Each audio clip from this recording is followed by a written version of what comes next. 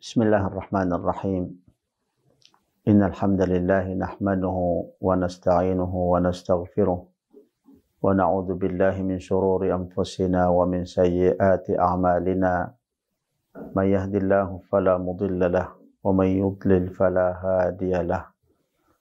Asyhadu an la ilaha illallah wahdahu la syarika lahu wa asyhadu anna Muhammadan 'abduhu wa rasuluh. Addal amanata wa saddaqa bir risalati wa kashafal ghummata wa nasahal ummah wa tarakana 'alal mahajjatil bayda lailuha kanahariha la yazigu anha illa halik. Fa salawatu rabbi wa salamuhu 'alal mab'uuthi rahmatan lil 'alamin basyiran wa nadhira wa da'iyan ila Allah bi idnihi wa sirajan munira. Amma ba'du. Assalamu alaikum warahmatullahi wabarakatuh. Mga masugid naming tagapakinig at tagapanood sa ating mga series na lectures na pinamagatang Bangsamoro Religious in National Unity, sumainyo ang kapayapaan, awa at mga biyaya ng Allah subhanahu wa ta'ala. Sa ikalabing siyam na episode natin ay ipagpatuloy natin ang pagtatalakay natin sa mga katangian upang sa gayon ay makamit natin ang pagkalugod ng Allah subhanahu wa ta'ala. At isa ito sa mga kabilang sa mga values upang sa gayon ay makamit natin ang pagkakaisa ng mga Bangsamoro hinggil sa pananampalataya at saka hinggil sa bayan. Nabanggit natin sa nakalipas na episode natin ang isa sa mga sinabi ng mga ulama, kaya ay mga pantas, na mayroon silang nabanggit na mga katangian na kung sakasakali na mapa sa atin, magiging mga values natin inshallah ay makakamit natin ang pagkakalugod ng Allah subhanahu wa ta'ala. Unang-una ay ang tinatawag na ar-rahmah, at pangalawa al-maghfirah, at pangatlo al-iman, at pang-apat mga kapatid ang tinatawag na at-taqwa, at ang panglima al-ata, at ang pang-anim al-hubbu aw al-mahabba, at ang pangpito al-wafa, pangwalo al-karam, at pinakahuling natalakay natin ay ang tinatawag na al-birr, ang pagiging mabuti mga kapatid. Sana ay lahat tayo mga gilyo naming mga Bangsamoro ay magiging mabuting mga Bangsamoro inshallah, na sumusunod sa ating pananampalataya at saka standard na values ng lahat ng mga mabubuti at matutuwid na mga tao sa buong mundo. At ang pinakahuli na ito ang tatalakay natin, ang tinatawag na at-tawasul. Ibig sabihin mga kapatid ng at-tawasul ay pakikipag-communicate, pakitungo ng maayos. Inshallah mga kapatid ay tatalakay natin kung bakit natin kinakailangan ang tinatawag na at-tawasul. Bakit kinakailangan na tayo ay makitungo? Bakit kinakailangan na tayo ay makipag-communicate sa lahat ng mga tao? Bakit natin kinakailangan mga kapatid na makipag-communicate, makitungo sa mga katunggalin natin, sa mga hindi sumasang-ayon sa atin mga kapatid? Sapagkat hindi natin maiwasan ang tinatawag na pagkakaiba. At yan ay kinakailangan natin ang pagkakaiba. Isa sa mga pantas na si Shaykhul Islam Ibn Taymiyyah, ayon sa kanyang nabanggit, al-khilafu daruri. Falaw kullama ikhtalafa al-muslimani iftaraqa lam taqum hunaka ismatun wala ukhuwah. Ang pagkakaiba daw ay kinakailangan. At kung sakasakali na magkaiba ang dalawang Muslim, magkaiba sila sa pananaw, magkaiba sila minsan sa kaugalian, ay maghihiwalay na sila o hindi na sila magkasundo, kailanman ay hindi na natin maitatag ang magandang samahan, ang pagkakaisa. Kailanman ay hindi na natin maitatag ang pagkakapatiran sa pananampalataya. Si Hasanul Banna, isa ito sa mga kinilala din ng mga pantas sa mga huling panahon. Ayon sa kanya, al-khilafu daruriyum fil haya. Ang pagkakaiba ay pangangailangan natin sa ating buhay. So ibig sabihin, kailangan natin sa pamumuhay natin ang pagkakaiba. Kung hindi tayo magkakaiba sa mga aral, ano ang mangyari sa atin? Sinabi din ng kabilang sa mga ulama o mga pantas, wa indal khilafi la tunkirul fadla. Ito mga kapatid ay mga giliw naming mga bangsamoro. Isa ito sa kaida natin, role natin. Kumbaga ito ay isa sa mga paninindigan natin mga kapatid, na wa indal khilaf la tunkiril fadl. Kapag mangyari ang pagkakaiba, so kahit nagkaiba kayo sa kapwa mo na tao, huwag mong tanggihan ang kanyang karangalan, yung kanyang kainaman, yung mga antas na ipinagkaloob sa kanya, yung kanyang mga kagalingan. Tingnan niyo ang isa sa mga talata ng Allah subhanahu wa ta'ala. Itong talata ng Allah subhanahu wa ta'ala ay sa Suratul Baqarah. Ang binanggit dito yung mag-asawa pagkatapos ay hindi magkasundo at maghiwalay. Pero ano ang ipinangaral sa kanila ng Allah subhanahu wa ta'ala? Wala tansawul fadla bainakum wa an ta'fu aqrabu littaqwa wala tansawul fadla bainakum innallaha bima ta'maluna basir. Kapag kayo ay magpatawad, yun ang pinakamainam para sa inyo. Para makamit niyo ang takot sa Allah subhanahu wa ta'ala, kayo ay magpatawad at yun ang pinakamainam sa inyo. Kaya wag niyong kalimutan, wala tansawul fadla bainakum, kahit pa hindi kayo magpatawad. Pero wag niyo kalimutan yung kainaman, yung kabutihan, yung karangalan ng kapwa niyo. Yung karangalan ng kapwa natin ng mga tao. Innallaha bima ta'maluna basira, sapagkat ang Allah ay kanyang nakikita ang inyong mga ginagawa. So, mga giliw naming mga bangsamoro, wa indal khilafi la tunkiril fadla, wala tufsis sirra, wala tahtak wala as-sitr. Ibig sabihin, kapag hindi kayo magkaisa, hindi kayo magkasundo, wag mo suwayin ang kanyang mga kainaman. Wag mong itago ang kanyang mga kainaman. Kailangan kahit hindi kayo nagkasundo, yung kanyang mga kainaman ay babanggitin nyo. Isa yan mga kapatid sa kaida natin na kailangan mapasa atin mga kapatid o mga giliw naming mga bangsamoro. Wala to sisir. At huwag mong ilantad ang sikreto.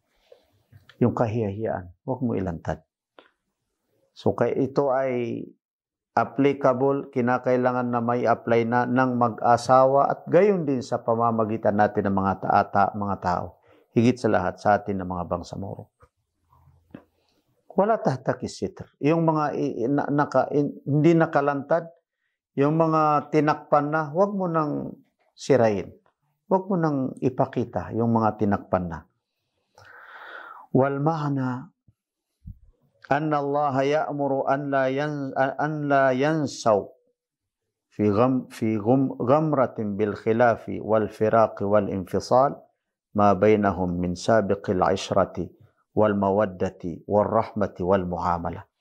Ibig sabihin daw ng talatang ito ng Allah subhanahu wa ta'ala, yung mga mag-asawa kapag sila na ay makapaghiwalay, hindi na sila nagkasundo, Bagaman hindi kinalulugdan ng Allah subhanahu wa ta'ala ang paghiwalay, pero ipinahintulot niya dahil kung kinakailangan na, kailangan ng maghiwalay. Wala na tayong magawa. Pinahintulot ng Allah subhanahu wa ta'ala, pero kinasusuklaman niya. Pero kahit pa makapaghiwalay ang mag-asawa, wag nila kalimutan ang kabutihan ng bawat isa sa kanila. Yung dahil sa kanilang pagkakaiba, dahil sa kanilang al-firaq, paghiwalay, hindi na sila nagkasundo at nakapaghiwalay na sila, wag nila ring kalimutan ang magandang samahan nila. Wag sila magsiraan. Yung pagiging maawain sila sa isa't isa, yung kanilang pagmamahalan, yung magandang pakitungo ng bawat isa sa kanila, yung kung paano sila nag-umpisa na nagmamahalan, wag nila yung kalimutan kahit pa naghiwalay sila. Hindi yung mga kapag naghiwalay na sila, hindi na sila mag-usap, magsiraan na kung ano-ano na ang babanggitin na hindi nararapat na malaman ng mga tao. Gayon din tayo mga kapatid ng mga bangsamoro. Kahit pa magkakaiba tayo, magkakaiba yung ating mga pananampalataya, nagkakaiba rin ang ating mga grupo, hindi na natin kakayanin na magkaisa tayo sa mga grupo. Pero mga kapatid, huwag natin kalimutan at huwag natin sirain ang mga kapwa natin. Huwag natin kalimutan ang mga kabutihan ng bawat isa sa atin. Kahit pa tayo ay hindi magkakasundo mga kapatid. Isa yan sa values na kinakailangan natin. Na hindi natin kakainin ang kapwa natin ng mga bangsamoro, insyaAllah. Mga kapatid, silatul rahim. Silatul rahim, yung magkakaroon tayo ng mga ugnayan sa isa't isa, lalong-lalo na ang mga magkakamag-anak. Sapagkat sinabi ng isa sa mga hadis qudsi, ibig sabihin ay hadis, subalit ang nagsabi ay ang Allah subhanahu wa ta'ala. Man wasalaha, wasaltu, wa man qata'aha, qata'tu. Hadis qudsi. Sino man ang kanyang makipag-ugnayan sa kanyang mga kamag-anak o sa sinapupunan, ay nakipag-ugnayan sa kanyang Allah subhanahu wa ta'ala. Pero sino man ang kanyang putulin, ang kanyang pagkamag-anak, ay pinutol niya ang kanyang relasyon sa Allah subhanahu wa ta'ala. Banggitin natin ang kabuuan ng hadis na ito na Propeta Muhammad sallallahu alaihi wasallam.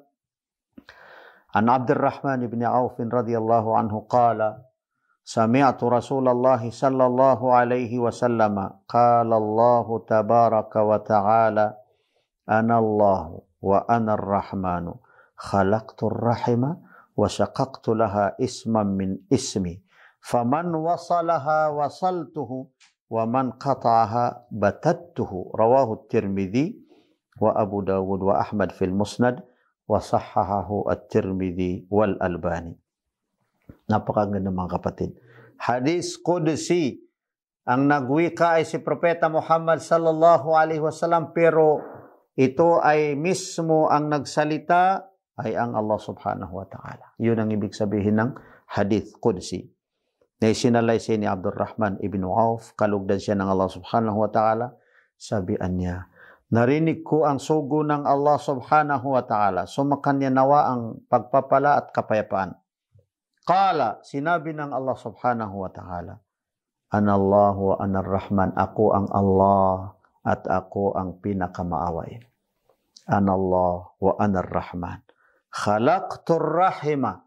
Nilikha ko ang rahim, ang pagkamag-anak, mag-anak. Ibig sabihin ang sinapupunan. Wa shaqaqtu laha min ismi.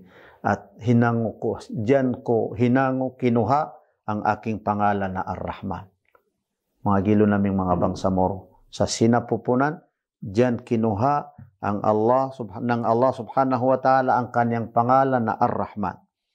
Faman wasalaha wasaltuhu. Sino man ang kanyang makipag-ugnayan sa sinapupunan sa kanyang mga kamag-anak, wasaltuhu ay makipag-ugnayan ako sa kanya. Waman qata'aha. Sino man ang kanyang putulin, ang kanyang pagkamag-anak, yung kanyang mga kamag-anak, hindi na makipagrelasyon sa kanila, batattuhu, puputulin ko din ang kanyang relasyon sa akin. Sabi ng Allah subhanahu wa ta'ala, mga kapatid.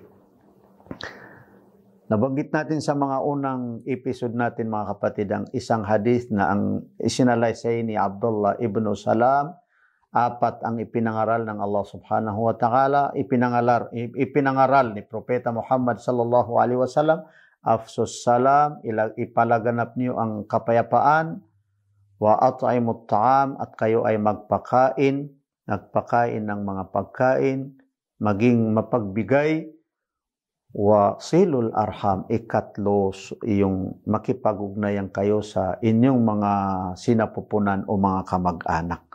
Pakikipag-ugnayan sa mga kamag-anak, mga kapatid.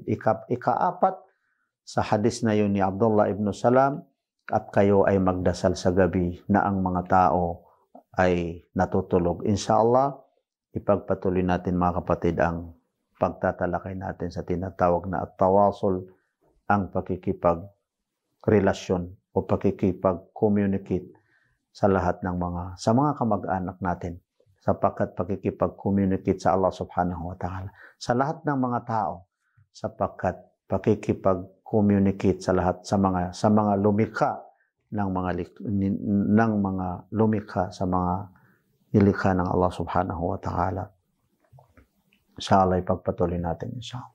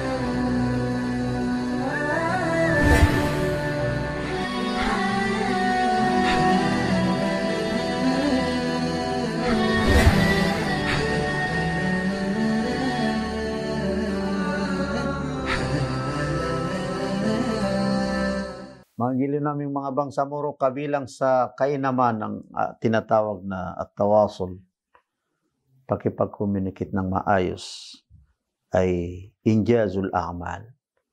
Yung makamit natin, ma-achieve natin ang yung mga objectives natin, yung mga ginagawa natin ay makikita natin ang magandang resulta.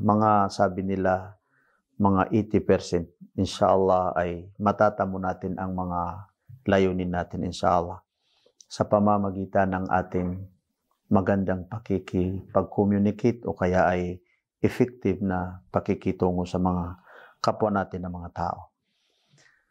Mayroong mga strategies ng tinatawag na effective na pakikipag-communicate, mga kapatid. Unang-una, isa sa mga strategy nito, mga kapatid, kapag tayo ay makipag-communicate sa isang tao o sinuman, kailangan natin yung tinatawag na ikhtiyarul waqtil munasib. Marunong tayo pumili sa tamang panahon. So, ibig sabihin, makipag-communicate ka, kailangan magbiro ka sa kahit sino, pero wag kang magbiro sa bagong gising. Kailangan marunong ka magpili ng tamang panahon, tamang oras, ika nga. Ikalawa, ikhtiyarul makanil munasib. Marunong ka din pumili ng maayos na lugar.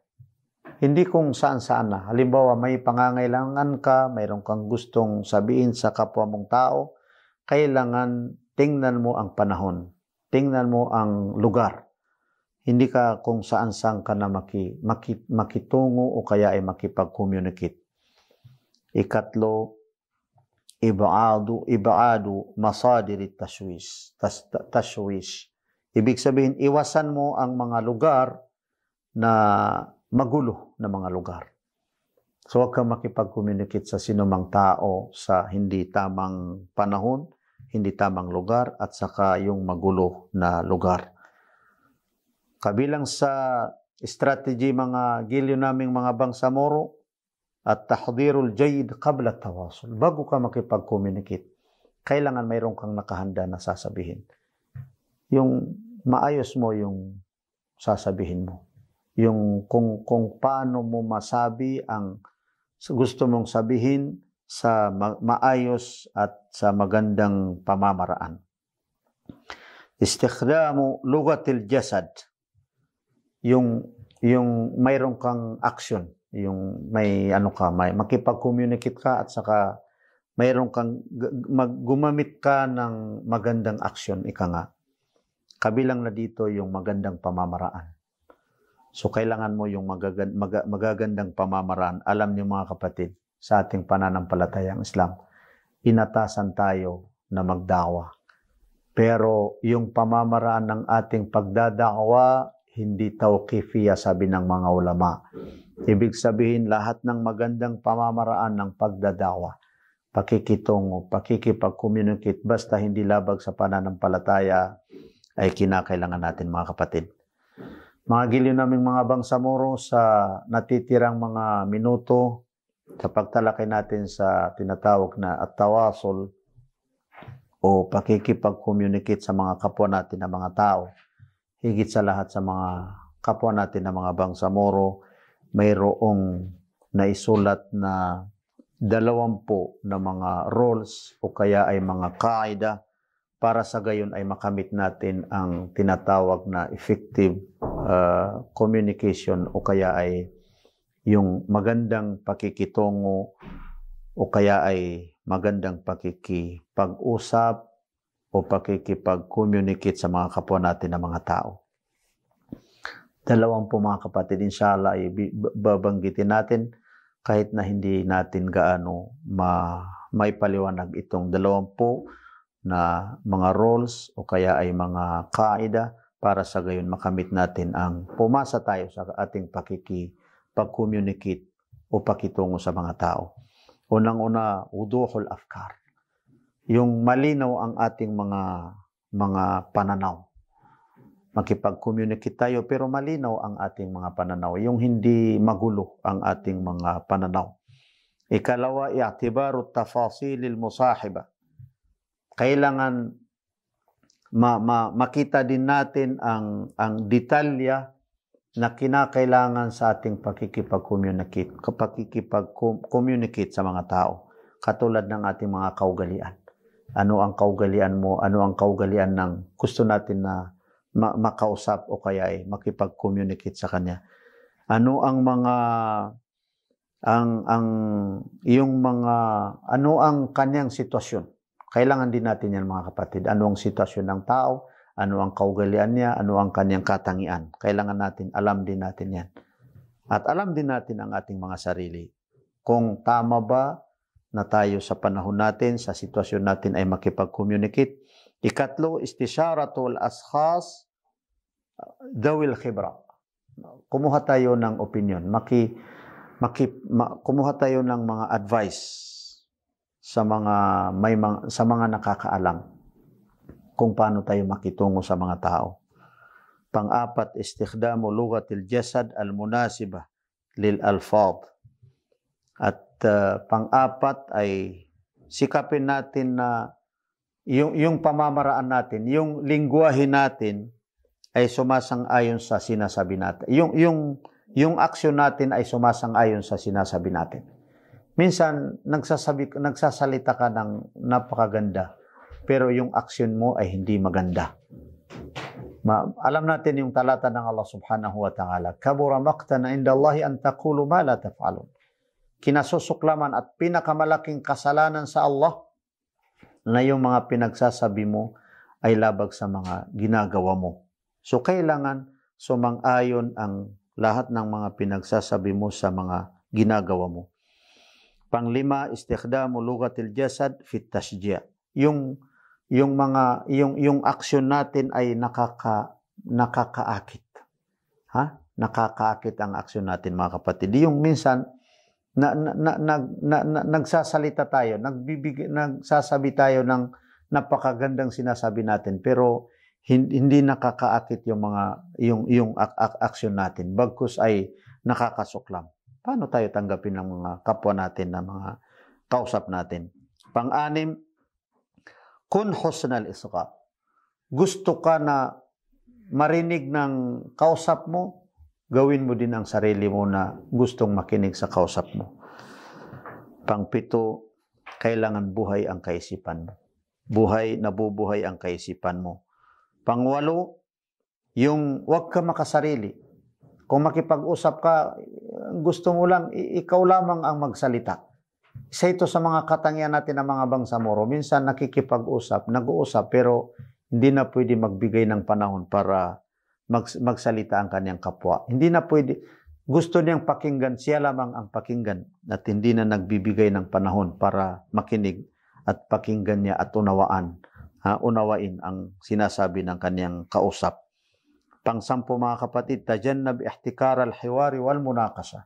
Ingatan mo makipagdebate pagkatapos yung hindi mo na wala ka ng respeto sa kapwa mong tao na kausap mo. Pang-11, tadwinul mulahadatil muhimma. Kapag ikaw ay makipag-usap, mas maganda na nakikita na nagtitiknot ka. Hindi yung parang wala kang pinapansin, o hindi mo parang wala kang napapakinabangan. Walang napapakinabangan sa sinasabi ng kausap mo. Kasi minsan ganyan ang mga hindi tayo marunong kumuha ng mabutis mula sa kapwa natin, na mga kausap natin. Ika-12, sautun masmo, yung busis mo ay naririnig at malinaw at nauunawaan. So, ito, mayroon ditong sinabi ni Ali ibn Abi Talib, hadithun nasa bima ya'rifun. Kausapin niyo ang mga tao. Kausapin mo sa mga bagay na nababatid nila, maintindihan nila. Hindi yung pag nag-uusap ka, nagsasalita ka, ang gagamitin mo na mga salita, yung yaong hindi maintindihan. Pang-13, istikdamul kalimatil basita wal ma'lufa wal muhaddada. Ang gamitin mo na mga lingwahe o mga words ay yung mga simple na mga lingwahe, simple na mga words, at saka yung nakasanayan na mga tao. Hindi yung mga hindi nila maintindihan. Pang-14, istikdamul masyairi la mawqif difa'i. Yung kalooban, yung feelings mo ay mapapansin sa iyo, yung feelings mo na may kausap ka at nakikinig ka. Yung hindi gusto mo lang madipinsa ang sarili mo. Hindi ka na sumang-ayon sa sinasabi ng kausap mo.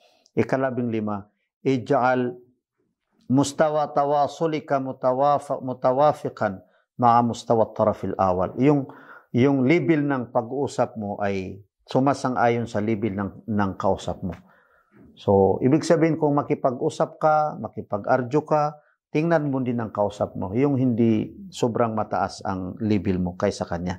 Ika-16, hawil an tafhamal asya bitariqati tarafi. Yung maintindihan mo yung sinasabi ng kapwa mo. Hindi yung maintindihan, yung sarili mo lang ang maintindihan mo at hindi mo na intindihin ang kausap mo. Ika-17, ikhtiyaru zamani wal makan al munasibain. Pumili ka ng magandang tumili ka ng tamang panahon at sa tamang lugar. Ika-18, al haddu min masadir ad-dawda. Huwag ka yung sikapin mo na hindi magulo yung lugar kung saan kayo nag-uusap, at saka yung pag-uusap niyo ay hindi magulo, bagkus ay maayos at saka nagkakaintindihan. Ika-19, imsaku maharit tawasulil maktub. Ihsanu maharati tawasulil maktub. Kapag ikaw ay makipag-communicate sa pamamagitan ng sulat, kailangan na butihan mo ang paggawa mo ng sulat, yung maayos na paggawa. Ito ay may mga aral na matatamo natin at mapag-aaral natin hinggil dito, mga kapatid at mga giliw naming mga bangsamoro. Pinakahuli, an takuna aqwaluka muwafiqatan li af'alik. Maging ang mga sinasabi mo ay sumang-ayon sa ginagawa mo. Kung ikaw ay mangaral sa mabuti, makikita sa iyo ang ang mga sinasabi mong mabuti. Nakikita sa mga aksyon mo, sapagkat isa yan sa, alam niyo mga kapatid, sabi ng mga pantas, ang ilmo, yung karunungan natin ay parang kapatid, parang kapatid ng ating ginagawa. Ibig sabihin, hindi pwede magkahiwalay. Hindi pwede makita sa atin ang kaalaman at saka yung magandang ginagawa. Yung kaalaman natin ay ginagawa natin. Bagkus ay masama sa atin na mga bangsamoro, hindi magandang values na kung mayroon tayong sinasabi na mabuti ay hindi natin ginagawa. Mga kapatid, inshallah, makakamit natin ang pagkakaisa ng mga bangsamoro hinggil sa pananampalataya at saka hinggil sa bayan. Wassalamualaikum warahmatullahi wabarakatuh.